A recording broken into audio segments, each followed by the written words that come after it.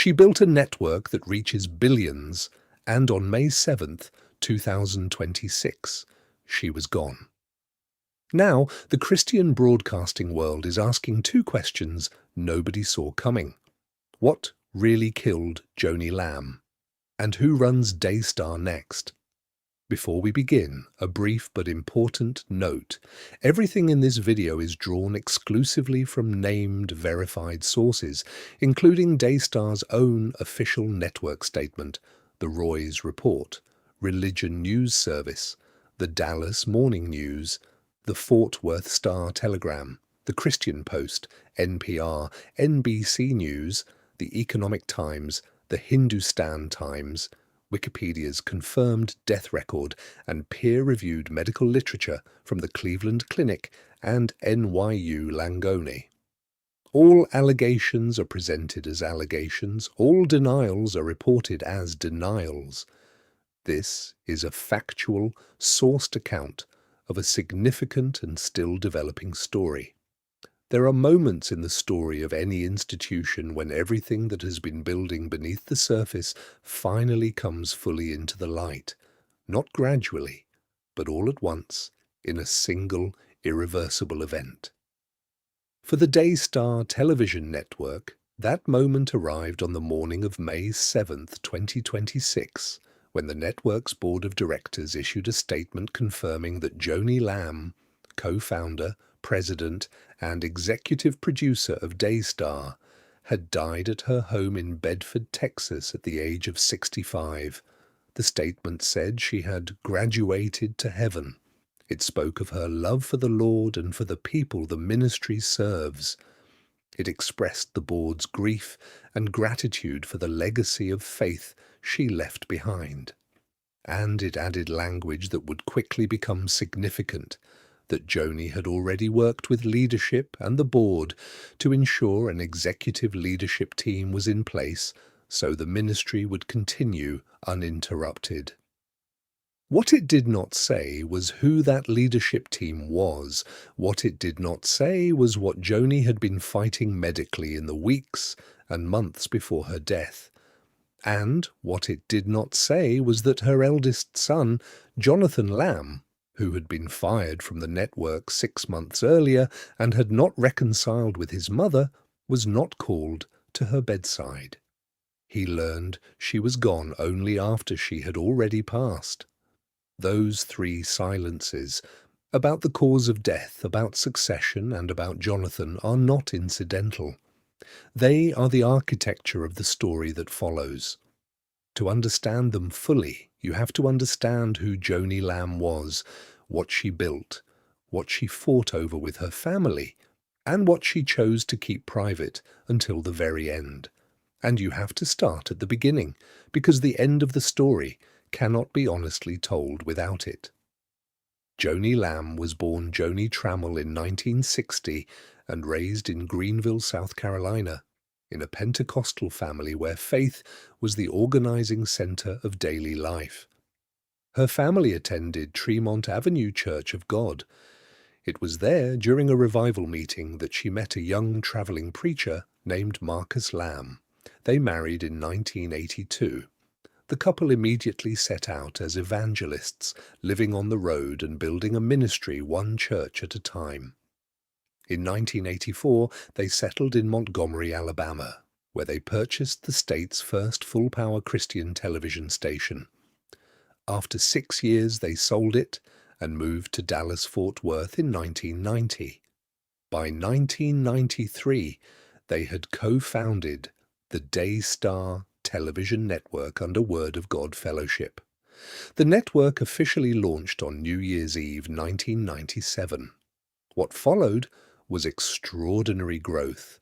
Daystar became America's largest Christian television network, confirmed by Religion News Service as reaching 64.7 million U.S. households, surpassing Trinity Broadcasting Network. Internationally, it claimed reach into over 2.3 billion homes. In 2006, it became the first foreign Christian network granted a broadcast license by the Israeli government. Joni Lamb was never a background figure. She was an executive producer, talk show host, singer, and the operational engine of the network. Her program, Joni Table Talk, won multiple awards including Best Television Talk Show from the national religious broadcasters. The flagship daily broadcast Marcus and Joni, later Ministry Now, was the heartbeat of Daystar's schedule. Then, in November 2021, everything changed. Marcus Lamb died from complications of COVID-19 at age 64. Joni stepped into sole leadership as president of a ministry reportedly valued at around $1 billion. Less than 2 years later, in June 2023, she married Dr. Doug Weiss, a Colorado psychologist who had appeared on the network. Weiss became her co-host on Ministry Now. This marriage created deep conflict with her son, Jonathan, and his wife, Susie. They opposed it on theological grounds, believing Weiss had not divorced his first wife on biblical grounds. That disagreement soon became part of a much larger and more painful public crisis.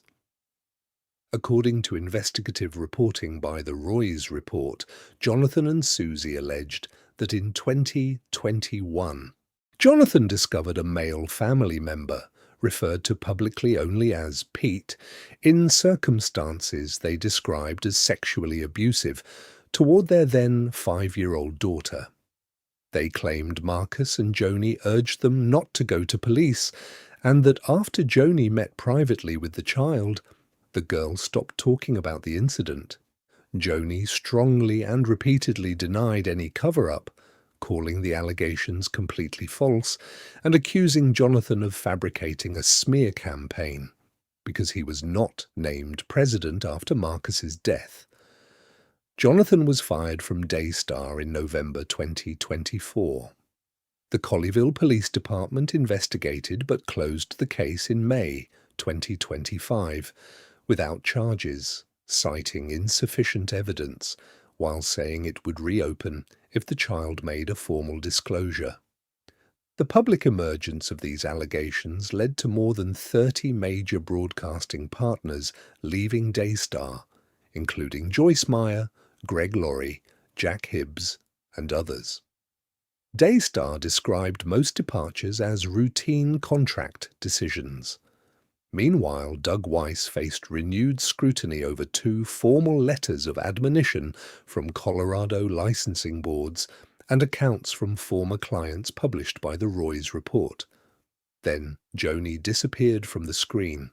Doug Weiss announced she had suffered a back injury with hairline fractures at T11 and L1 vertebrae. The injury was serious, but Daystar's official death statement later revealed she had also been dealing with other serious health matters that she chose to face privately. The back injury compounded those challenges. Wikipedia and multiple news outlets list her cause of death as complications of a back injury. On the night of May 6th into the morning of May 7th, as Joni lay dying at home, Jonathan and Susie, living just down the road, were not called. Susie later wrote that they were not informed and were not given the chance to say goodbye. They learned of her passing after she was already gone. Susie's public response contained 3 powerful words: "We forgive them." The question of what happens to Daystar now remains largely unanswered in key details. The network says an executive leadership team is already in place but has not named its members. Joni's daughter, Rachel Lamb Brown, has taken on expanded on-air duties. Questions remain about Doug Weiss's role and the network's future direction. Daystar remains the largest Christian television network in America, reaching millions of homes and carrying major ministries. As a church organization, it is not required to file standard IRS Form 990 disclosures, keeping its finances less transparent than some other networks. This story is ultimately about what happens when structures built around individual authority lack sufficient accountability. When the person at the center decides what the institution discloses, whose concerns it takes seriously, and who gets a phone call when time is running out. Joni Lamb was a genuine builder who spent 4 decades creating something extraordinary that millions relied upon. She was also a mother who died without reconciling with her son, a son who was just down the road waiting for a call that never came. Both things are true at the same time. Whether the people now leading Daystar will meet the moment with honesty, accountability, and grace remains the central open question. The ground does not shift simply because one of the people standing on it is gone. And as many voices in this story have said, God is still watching.